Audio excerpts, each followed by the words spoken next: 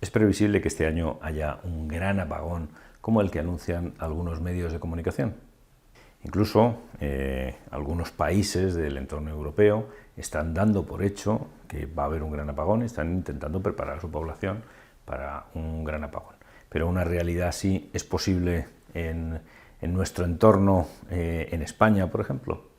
Pues para entender si es posible o no es posible, mejor os lo explico de una manera un poquito más gráfica.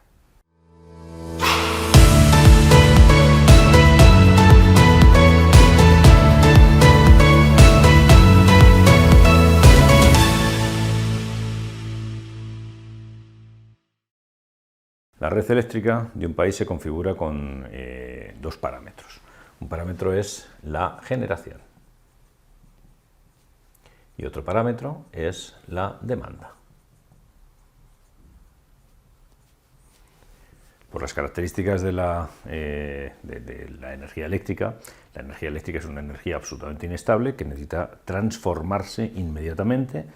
A la vez que se genera, se necesita transformar en otra energía. La energía eléctrica no se puede almacenar, la energía eléctrica no se puede tener en la red circulando, la energía eléctrica no se pierde, sino que cualquier kilovatio hora que yo meta en la red lo consumo de forma inmediata.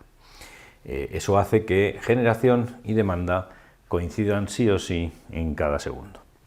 Dependiendo de las características de los equipos que yo tenga conectados, pues esos equipos necesitan una serie de parámetros y necesitan que esos parámetros permanezcan estables. ¿Qué ocurre si la generación es superior a la demanda teórica que tienen estos equipos en condiciones normales? Pues que nos suben algunos parámetros, nos sube la intensidad de la red, nos sube el voltaje de la red, nos sube o nos cambia, mejor dicho, la frecuencia de la red.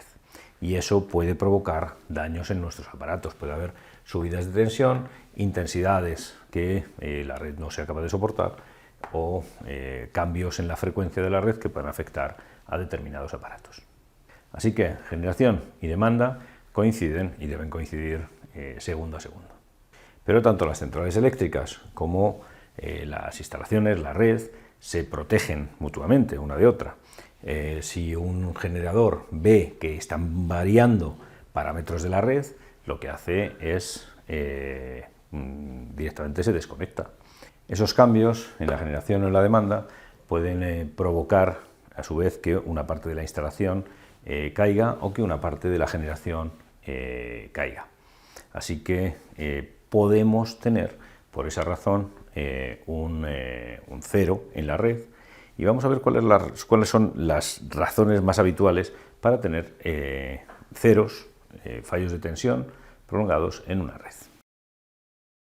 Pensemos que las causas que pueden hacer que tengamos un cero de tensión, vamos a dividirla en dos bloques. Las causas que vamos a considerar que son previsibles, es decir, las causas que avisan con tiempo, y las causas que son imprevisibles. Es decir, que cuando se presentan no ha habido ninguna señal previa y no he podido reaccionar, no he podido, digamos, armarme para evitarlas. Tengo causas previsibles y causas imprevisibles. ¿Cuáles son esas causas previsibles? Pues son, en general, las condiciones climatológicas que pueda prever, la demanda eléctrica que está muy vinculada a las condiciones atmosféricas y la disponibilidad de combustible. Esas son las tres grandes razones que pueden provocar un problema eléctrico en la red que pueda desencadenar un cero de tensión. Pero las tres me avisan con algún tipo de antelación. Yo tengo capacidad para armarme. Si resulta que no me armo, tengo estas condiciones y no me armo, pues sí, puedo tener un problema en la red. Pero nuestros gestores de la red en España tienen capacidad de sobra y han demostrado una solvencia suficiente como para saber que por una causa previsible es complicado. Ya hemos tenido condiciones climatológicas muy adversas, ya hemos tenido incrementos en la demanda muy grandes y ya hemos tenido problemas de suministro de combustible y siempre nos hemos defendido muy bien. ¿Qué es lo que sucede normalmente? No un cero en la red, sino que lo que sucede es que estas tres razones provocan un incremento en el precio. Es decir, al provocar un aumento en la demanda o una escasez, digamos, en las materias primas para poder llevarlo a cabo, para poder generar la energía eléctrica, yo tengo un incremento en el precio. Eso es lo que hemos visto y eso no provoca un cero en la red, sino que paguemos más por la energía eléctrica. ¿Cuáles son las causas imprevisibles? Pues las causas imprevisibles, la primera de ellas es una condición climatológica adversa y sobrevenida, es decir, una condición climatológica de las que no avisan y que se produce de forma absolutamente inmediata. Pero yo tengo una avería, es otra de las razones más habituales que yo puedo tener. Y la tercera es un atentado, es decir, que de forma intencionada yo provoqué un fallo en la instalación. Fijaros qué es lo que nos dice la noticia que leemos en algunos momentos, en algunos medios de comunicación o incluso impulsada por algunos gobiernos, que vamos a tener un cero. Quiere decir que de forma previsible yo voy a tener un cero. No puedo prever un atentado, no puedo prever una avería, no puedo prever una condición de esas climatológicas que son inmediatas, como por ejemplo la caída de un rayo. Así que yo tengo una serie de condiciones previsibles que yo puedo armarme frente a ellas y unas condiciones imprevisibles que pueden darse, pero que la probabilidad de que terminen originando un problema son extraordinariamente bajas.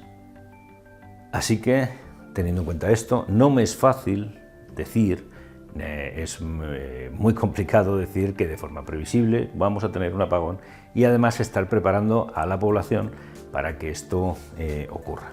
¿Por qué los medios de comunicación se hacen eco? Pues como siempre, porque las malas noticias calan muy bien, las malas noticias se venden muy bien, el ser alarmista se vende muy bien y eso entra en un momento en el que somos muy sensibles a las malas noticias, una época de pandemia, una época en la que la conspiranoia cada día gana más adeptos y esto encaja muy bien en ese escenario de mala noticia, conspiranoia. Pues tenemos entonces que de forma previsible no nos es fácil pensar que que la probabilidad de que ocurra un apagón este invierno está ahí. Es una probabilidad que tenemos que considerar como un hecho siquiera probable. ¿Un apagón es posible? Sí, sí es posible. Es posible, pero normalmente lo que ocurre es que no operan estas condiciones de forma aislada, sino que se combinan dos o tres de ellas. Es decir, podemos tener una falta de combustible y una condición climatológica adversa. Las dos operan a la vez y las dos operando a la vez no es lo mismo que cuando opera una sola. Podemos tener capacidad para prever una situación, pero no dos de estas situaciones. Y que eso provoque además un aumento terrible de la demanda. Las tres cosas en conjunto, pues que provoquen una situación determinada. Pero incluso eso no es fácil porque el gestor de la red lo que va a hacer es, de una forma prudente, va a preferir desconectar algunas zonas y acompasar generación con demanda para evitar que la red entera caiga, porque si la red entera cae, reponerla no es sencillo, lleva varios días. Pero pensemos en otras condiciones, por ejemplo, una avería, que se pueda unir a, por ejemplo, un aumento de la demanda, estas dos, que estén operando conjuntamente. Mucha demanda y de repente me surge una avería. En la avería entra en juego tanto el estado en el que está la red como el mantenimiento al que sometemos la red. En los últimos años en los que hemos tenido algún suceso, alguna avería que ha provocado un cero muy localizado, un cero en una parte de la instalación, siempre ha sido porque esa avería venía provocada por una falta de mantenimiento, una falta de atención a una red eléctrica que encima se había visto fomentada por cualquier otro motivo. Así que si nosotros queremos provocar un apagón siempre localizado, no genérico, tienen que darse 2 o 3 de estas condiciones. Si la probabilidad de que suceda una de ellas es baja, la probabilidad de que sucedan 2 o 3 de forma simultánea se va reduciendo paulatinamente.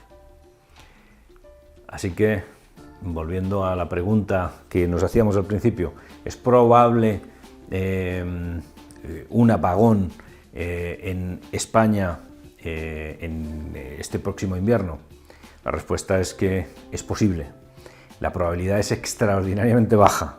Es posible, pero es posible ayer, ha sido posible hoy, será posible mañana, será posible a lo largo de los próximos 10 años. Es decir, la probabilidad no es mayor en estas próximas semanas que en el resto de los próximos 10 años. Así que, para los catastrofistas, para los que les gustan las malas noticias, para los amantes de infundir miedo en la población, para los que creen que el alarmismo aporta algo positivo, pues ya analizado con sensatez y con frialdad, vemos que la posibilidad de sufrir un apagón es baja. ¿Tenemos que armarnos entonces para la probabilidad de sufrir un apagón? Bueno, pues siempre es prudente tener linternas, siempre es prudente tener mantas, siempre es prudente tener comida, siempre es prudente tener agua, pero eso no porque vaya a haber un apagón, sino que puede haber situaciones que nos impidan abastecernos de agua, que nos impidan abastecernos de comida, o que nos hagan, no sé, que tengan unas temperaturas más bajas de lo normal, o que en un momento determinado suframos un apagón puntual en una zona determinada y que necesitemos iluminarnos con linternas en vez de con velas. Así que tranquilos, disfrutad de la vida y disfrutar de la energía eléctrica, este tipo de energía que ha aportado tanto avance a la humanidad.